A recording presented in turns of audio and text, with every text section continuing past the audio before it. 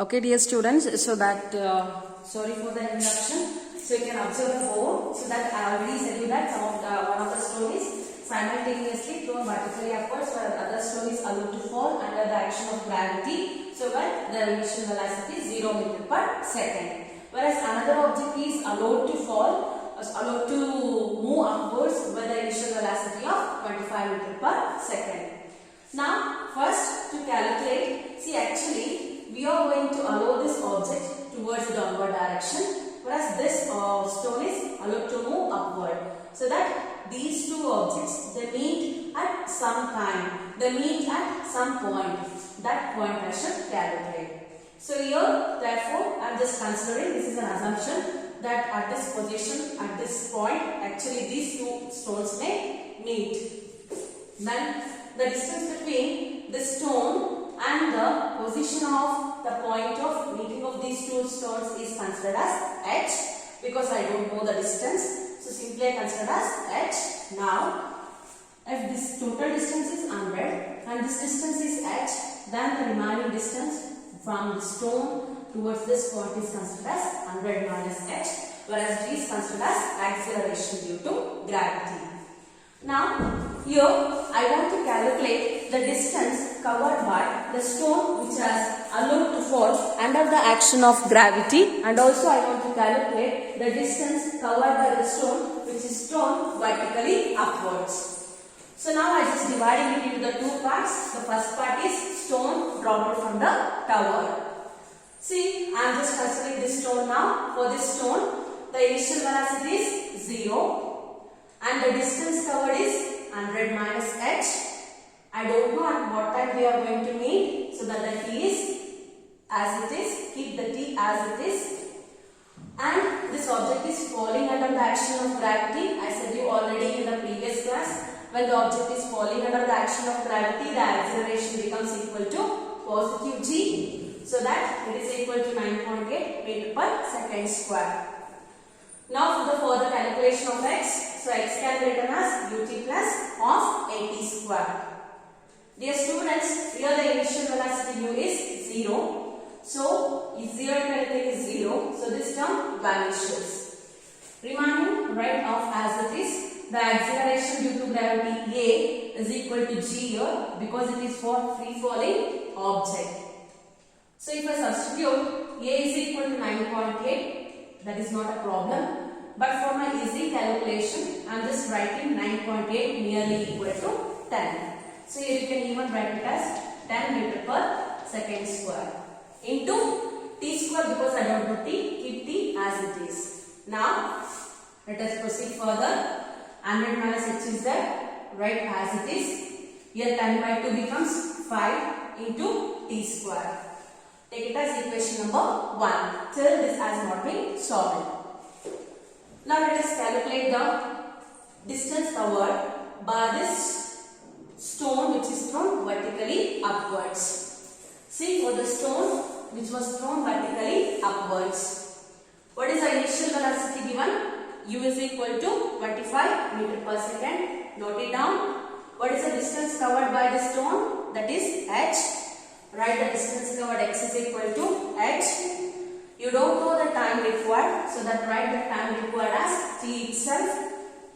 And this object is thrown vertically upwards. For upward motion of an object, the acceleration or the acceleration due to gravity becomes minus. So that a is equal to minus g, that is minus 9.8 meter per second square. You can write it as minus 10 meter per second square for making of the calculation easier. Let us write the formula. X is equal to ut plus of at square. So what is x here? X is equal to h, substitute it. U is 25. We don't know t, write as it is. Plus, here it is off, write as it is. A is minus 10, so substitute it into t square. So that write h as it is, 25 into t, plus into minus becomes minus, 10 by 5, 2 is 5 into t square. So finally we got two equations. So we have the two equations 1 and 2. Now let us substitute equation 2 in 1, or else even we can substitute substitute equation 1 in 2. It's very easy to substitute equation 2 in 1. So I'm just substituting equation 2 in equation 1. Let us see what happens. Here it is equation 1. So write that 100 minus, in place of h, I want to write this. So here it is 25t minus 5t square. Right. Now, which is equal to 5t square. Okay, dear students. You can observe minus into minus is plus. 100 minus 25t minus into minus is plus. 5t square is equal to 5t square. See, on both the sides we have 5t square. It will cancel with each other. If I shift minus 25t towards that side, it becomes plus. 100 is equal to 25t.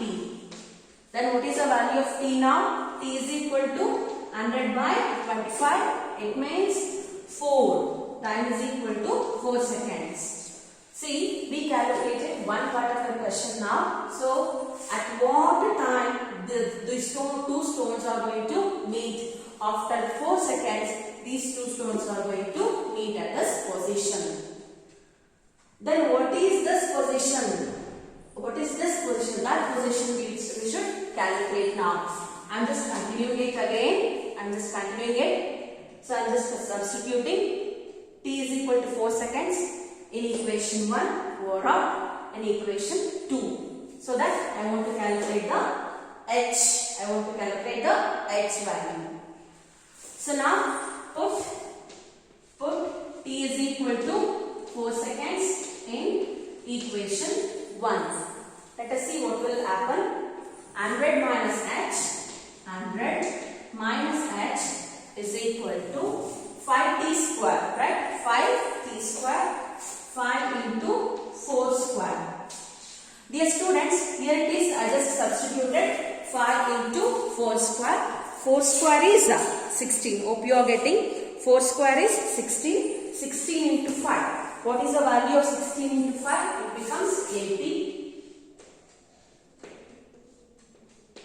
Minus, here it is 100 minus h. Then, I am replacing these two values. So, it becomes 100 minus 80 is equal to plus h. H is equal to 20 meter. So, h is equal to 20 meter. Hope you got this, my dear students. Exactly the two stones which are thrown vertically upwards and the stone which is allowed to fall downwards, they are going to meet after 4 seconds at a height of 20 meters from the base of the tower. So that when the time is after 4 seconds, when the time is equal to 4 seconds, well, after 4 seconds, so that these two stones are going to meet at a point which is equal to 20 meters, whereas this distance is from base of the tower. So that after 4 seconds, the two stones will meet at a distance of 20 meters from the base of the tower. This sentence you should write. After 4 seconds, the two stones will meet at a 20 meters from the base of the tower. Hope you got this numerical.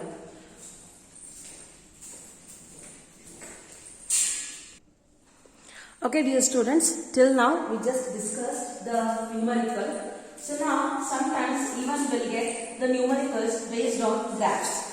So first we should know how to represent the graph for increasing velocity and also for decreasing velocity and also for uniform velocity. Dear students, as I said you before, there is a displacement time graph, velocity time graph and also acceleration time graph. But for this year, in your syllabus, it was removed that the position time graph was removed. But even though for solving some of the numericals, you need to know the position time graph as well as you need to know the velocity time graph as well as you need to know the acceleration time graph. So I am just showing you for 3 different cases. I am going with the first different case for object moving with increasing velocity. Object moving with increasing velocity. Object moving with increasing velocity. Yes. Now, for this, I am writing 3 graphs here, my dear students. So, I am just considering the position time graph. Position means the distance x along y-axis and the time along x-axis. As well as, even I am going to consider the velocity time graph. Velocity along y-axis and the time along x-axis. And the third graph is the acceleration time graph. That is what the acceleration along the y-axis and the time along x-axis. Now we are writing it for the increasing velocity. How to write the distance time graph? The distance time graph shows a curved graph, so that this indicates that the velocity is increasing. But in the velocity time graph, we should write a straight line which shows you that the velocity is increasing with respect to the time. And in case of acceleration, so that it is a straight line parallel to the time axis. See, you can observe that the 3 different graphs are different for increasing velocity. Whereas xt graph is somewhat a curved graph and dt graph is a straight line which gives the slope, whereas in at graph it is a straight line parallel to the x-axis. These 3 graphs are the different graphs which exactly shows you that the increasing velocity. Suppose even if we want to write the same thing for the decreasing velocity. Suppose if you want to write the same thing for the decreasing velocity, what it will happen? See, you can observe carefully that I am moving towards the writing for the decreasing velocity. Right. Decreasing means now here it is showing the increasing value. Now if I just write it in this way, it is a curved graph again. This shows you that the velocity is decreasing. Now here in this graph, now see here velocity is decreasing, right? So that how to represent the velocity is decreasing? This is a time axis, this is an origin.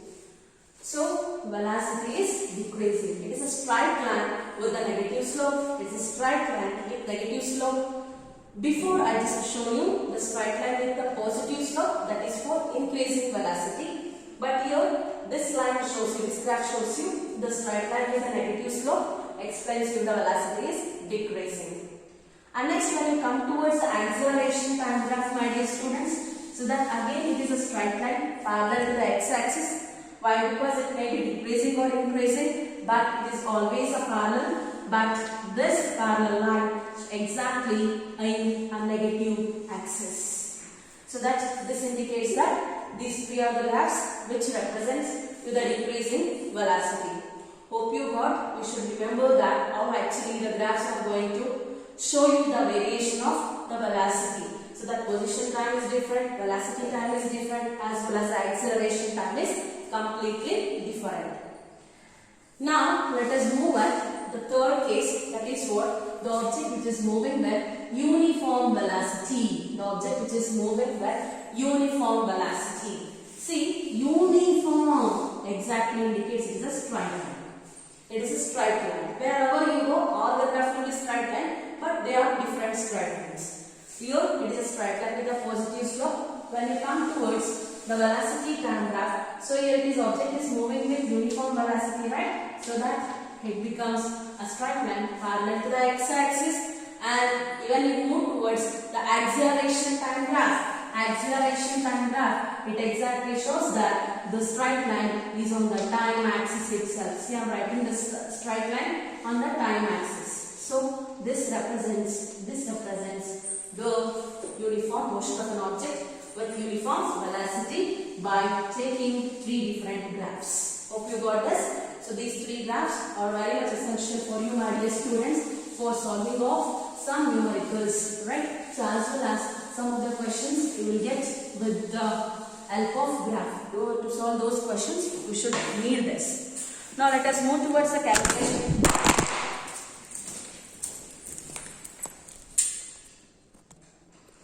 Okay, dear students, now let us move with the next numerical, solving of the next numerical. So I am just going to dictate the question. So with me you should write it, right? Okay. Okay, with me you should write a question so that it is easy for us to solve. So I'm just going to read the question now. So you can pause the video and you can write the question, my dear students. And one thing I just want to make you remember that. So by this month, that is by 28th of this month, we are going to call you for notes correction. So please update your notes. So whatever the PDF that I am going to send, maintain separate notes for the units and measurements, and maintain separate notes for the class that I am going to teach you. So maintain the separate notes and complete the notes so that we are going to correct it. You are going to come to the school for the correction. Please note it in your mind, right? So be attentive, complete, be punctual and complete your notes. We are going to call you for the notes correction as well as go through the topics that we have already discussed one by one, so that we are going to give you the unit test also. Unit test will be there for you, my dear students. So that go through that one by one so that you will be having the unit test. Okay. Now let us move with the next question, my dear students. Okay, the question was like this. Take down the question. A man can swim with a speed of 4 km per hour. A man can swim with a speed of 4 km per hour in still water. See, a man can swim with a speed of 4 km per hour in still water. First off, how long does it take to cross a river 1 km wide? If the river flows steadily at 3 km per hour and he makes his strokes normal to the river current, how far down the river does he go when he reaches the other bank? See, pause the video and write the question that what I read it now. See, I am just going with the question and I am writing the given values. A man can swim with a speed of 4 km per hour. So they given the speed of man. See, this man is going to swim. So what is the speed of the man? The speed of the man is equal to 4 km per hour. Right. Now the question continues. So it is swimming in a water. How long does it take? How long does it take to cross a river of 1 km wide? See here, what is the width of the river? They given that width of the river. Width of the river is equal to 1 km. And the question was, how long does it take to cover 1 km? It means what we should calculate, time is equal to question mark. Next thing is, so, and the river flows. See, they given 1 km wide. If the river flows steadily at 3 km per hour and he makes his stroke normal to the river current. See, my dear student, what exactly they given? They given that the river is moving with the speed of 3 km per hour. Whereas the man is going to give the same stroke with respect to the river just to cover the 1 km. Then, how far down the river does he go when he reaches the other bank? What we should calculate? So we should calculate the distance covered with the flow of the river. That is what? Distance covered, x is equal to question mark. Right. So when he was traveling from one end to another end, so how much distance he is going to cover? That we should calculate. So that I just put x is equal to question mark. So now to calculate the time, we have the formula that velocity can be written as distance travelled by time taken. To calculate the time, I can write it as x by v. But here, time taken by the person just to cover a width of 1 km. It means, so what is this x? X is width of river. So I am just going to mention this one as s, distance s. So this is x, right? So I am just writing it as width.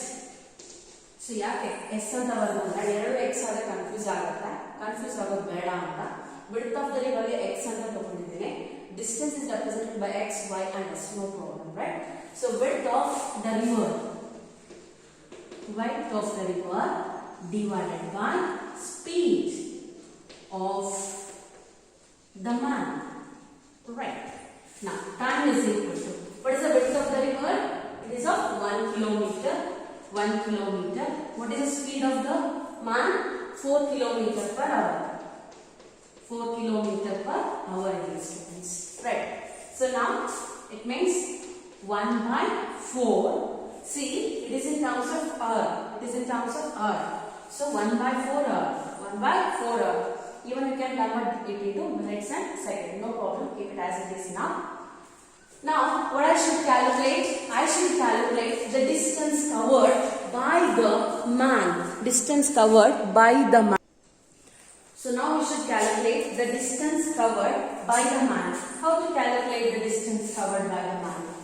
See, the distance covered can be written as velocity into time taken. Velocity into time taken.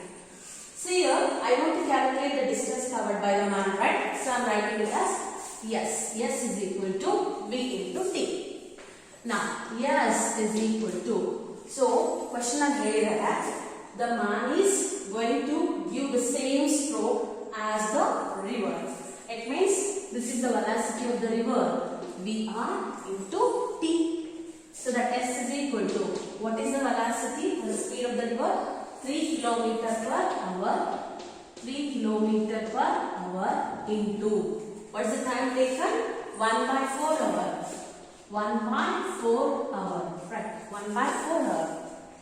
Now, S is equal to 3 by 4 kilometer. 3 by 4 kilometer, or else even you can convert it into meter. That is what S is equal to 3 by 4. 1 kilometer is equal to 1000 meters. It means it is 3000 divided by 4. Hope you are all having the calculator. So just by dividing this 3000 divided by 4, you will get 750 meters. So that the distance covered by the man is equal to 750 meters. Hope you got this numerical.